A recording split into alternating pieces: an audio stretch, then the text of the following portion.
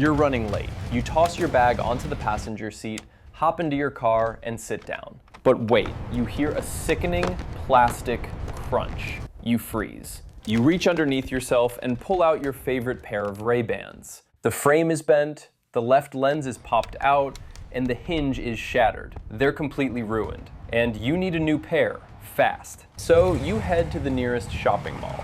You walk past the food court and step into a sunglass hut. You find the exact same Ray-Bans, but the price tag says $210. Too expensive. So you walk across the hall to Lens Crafters. Maybe you can use your iMed optical insurance to get a discount on a different brand. You browse the shelves. Prada, Versace, Burberry, still too pricey. Frustrated, you pull out your phone, open your browser, and just order a sporty pair of Oakleys online. You think you've shopped around. You think you outsmarted the system, compared your options, and made an independent choice. But you didn't. Because every single cent you just spent, no matter the store, the brand, or the insurance provider, went to the exact same bank account in Milan, Italy. This is the story of the greatest illusion in modern retail. How one man quietly bought up the world's sight, and why you're paying $300 for a piece of plastic that costs $3 to make. For this video, we're diving into a corporate empire so massive, so seamlessly integrated into our daily lives that it's almost completely invisible. And yet it sits right in front of your eyes, literally. To understand how a single company managed to monopolize a medical necessity, we have to go back to 1961, to a small town in the Italian Alps. This is Agordo, Italy, a quiet, picturesque town surrounded by towering mountains. It's here that a 26-year-old named Leonardo Del Vecchio opens a tiny workshop. Del Vecchio grew up in an orphanage in Milan. He has no money, no powerful family connections. He started out as an apprentice to a tool and die maker, learning how to shape metal. In his new workshop, he uses those skills to manufacture small metal components for glasses. Hinges, nose pads, screws. He names his company Luxottica. At the time, the eyewear industry is highly fragmented. One factory makes the screws, another makes the lenses, another designs the frames, and retail shops buy them from wholesalers. It's a decentralized ecosystem. But Del Vecchio sees an inefficiency. He realizes that if he can master the individual components, he can build the entire frame himself. By 1969, Luxottica is producing its own complete branded eyewear. But Del Vecchio doesn't want to just be a manufacturer. He wants total control. To understand Luxottica's grand strategy, we need to look at a concept called vertical integration. Most companies operate horizontally. If you make shoes, you try to buy other shoe brands to get a bigger share of the shoe market. But vertical integration means buying up the entire supply chain from top to bottom. In 3D animations, you can picture it like a pipeline.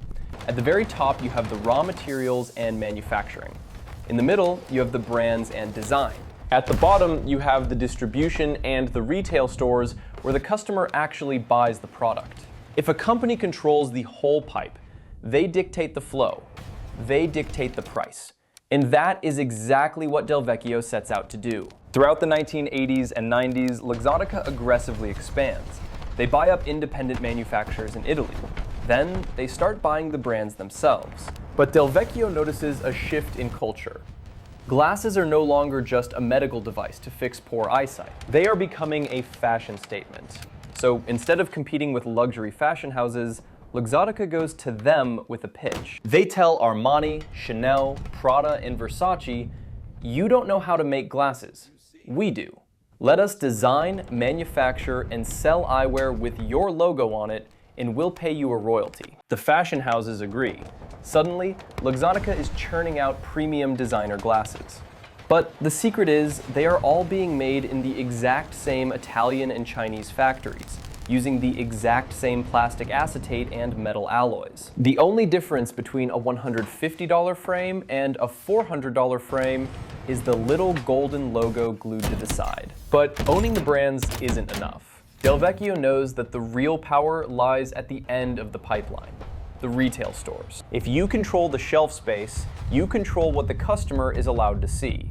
In 1995, Luxottica executes a hostile takeover of US Shoe Corporation, solely to acquire its optical subsidiary, LensCrafters. A few years later, they buy Sunglass Hut, the largest sunglass retailer in the world.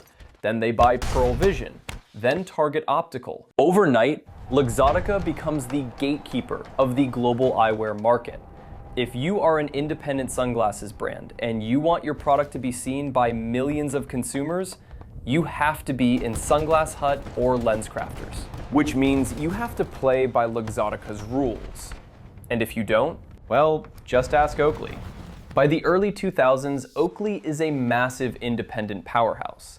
Their sporty, futuristic designs are everywhere. They are a publicly traded company and one of Luxottica's biggest rivals. Oakley relies heavily on Sunglass Hut to sell its products.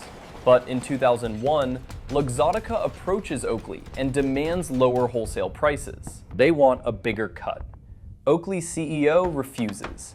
They think their brand is too strong, too culturally relevant for Luxottica to drop them. They are wrong. The moment negotiations broke down, Luxottica simply pulled Oakley glasses from all Sunglass Hut locations worldwide. It's a ruthless, calculated move. Almost immediately, Oakley's stock price plummets by over 30%. Oakley starts hemorrhaging money. They try to open their own retail stores to compensate, but it's too late. The damage is done. They are starved of oxygen.